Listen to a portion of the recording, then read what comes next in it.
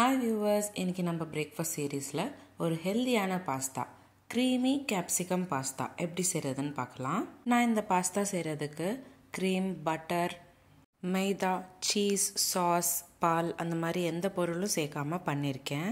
இது ஒரு instant homemade healthy tasty pasta. அதனால கண்டிப்பா நீங்க ஒரு வாட்டி ட்ரை பண்ணி பாருங்க. வெறும் 20 minutesல செய்யக்கூடிய இந்த பாஸ்தாக்கு எதுவுமே தொட்டுக்க இல்லாமல் கூட அப்படியே சாப்பிட்டுடலாம். கிட்ஸ் லஞ்ச் பாக்ஸ் கூட இந்த ஒரு ரெசிபி ரொம்ப பர்ஃபெக்டாக இருக்கும். பசங்க விரும்பி சாப்பிட்ற பாஸ்தா ஹெல்தி வெர்ஷனில் செஞ்சு கொடுங்க. இதே மாதிரி நிறைய பாஸ்தா ரெசிபிஸ் நம்மளோட சேனலில் போஸ்ட் பண்ணியிருக்கேன். அதுவும் ட்ரை பண்ணி பாருங்கள். டிஸ்கிரிப்ஷன் பாக்ஸில் லிங்க் கொடுக்குறேன். இப்போ வாங்க கேப்சிகம் பாஸ்தா எப்படி செய்கிறதுன்னு பார்க்கலாம்.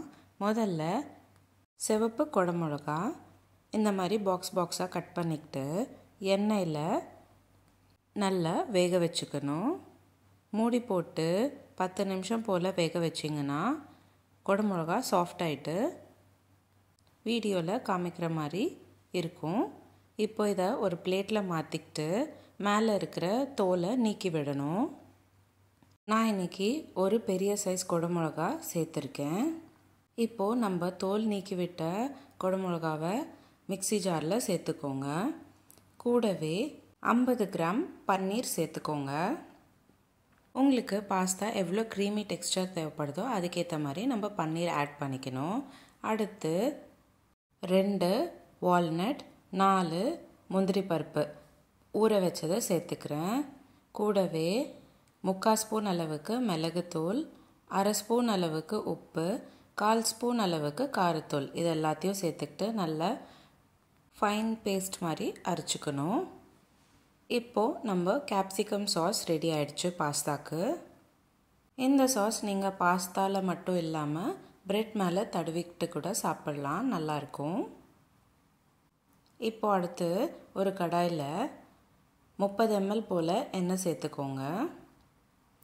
கூடவே 2 பெரிய சைஸ் குடமிளகா, பச்சை குடமிளகா சின்னதாக பொடுசாக கட் பண்ணிக்கிட்டதை சேர்த்துக்கிறேன். கேப்சிகம் வதங்கிறதுக்கு 5 நிமிஷம் போல் ஆகும். நல்ல பொன்னிறமாக மாற வரைக்கும் கேப்சிகம் வேக வச்சுக்கோங்க. கேப்சிகம் நல்லா வெந்தக்கப்புறம் வேக வச்சிருக்கிற பாஸ்தா சேர்த்துக்கிறேன். நான் இன்றைக்கி 200 கிராம் அளவுக்கு பாஸ்தா வேக வச்சு இப்போ சேர்த்துக்கிட்டேன். அடுத்து நம்ம செஞ்சு வச்சுருக்கிற குடமிளகா சாஸும் சேர்த்துக்கணும். எல்லா பாஸ்தாக்கும் சாஸ் நல்லா சேர்கிற மாதிரி கலந்து விட்டுக்கணும். 1 நிமிஷம் போல் கலந்து விட்டுட்டு ஸ்டவ் ஆஃப் பண்ணிக்கலாம். உங்களுக்கு தேவைப்பட்டால் டாப்பிங்ஸ்க்கு க்ரன்ச்சியாக இருக்கக்கூடிய சூரியகாந்தி விதை, பூசணிக்காய் விதை அந்த மாதிரி என்ன தேவைப்படுதோ அதுக்கேற்ற மாதிரி சேர்த்துக்கிட்டு பாஸ்தாவை இன்னும் ஹெல்தி ஆப்ஷனில் சாப்பிட்லாம். நான் இன்றைக்கி பூசணிக்காய் விதையை சேர்த்துக்கிறேன். அவ்வளோதான், சிம்பிள் அண்ட் ஈஸியான 20 நிமிஷத்தில் செய்யக்கூடிய instant healthy homemade capsicum pasta ready ஆயிடுச்சு. இந்த க்ரீமியான பாஸ்தா கண்டிப்பாக சின்னவங்கலேருந்து பெரியவங்க வரைக்கும் விரும்பி சாப்பிடுவாங்க.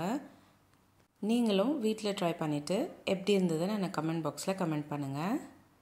உங்களுக்கு இந்த வீடியோ பிடிச்சிருந்தா லைக் பண்ணுங்கள், ஷேர் பண்ணுங்கள். இதே மாதிரி டெய்லி ஒரு ரெசிபி பார்க்குறதுக்கு என்னோடய சேனல் சப்ஸ்கிரைப் பண்ணிக்கோங்க. இதே மாதிரி பாஸ்தா ரெசிபிஸ் நான் டிஸ்கிரிப்ஷன் பாக்ஸில் லிங்க் கொடுக்குறேன், அதையும் செக் பண்ணி பாருங்கள்.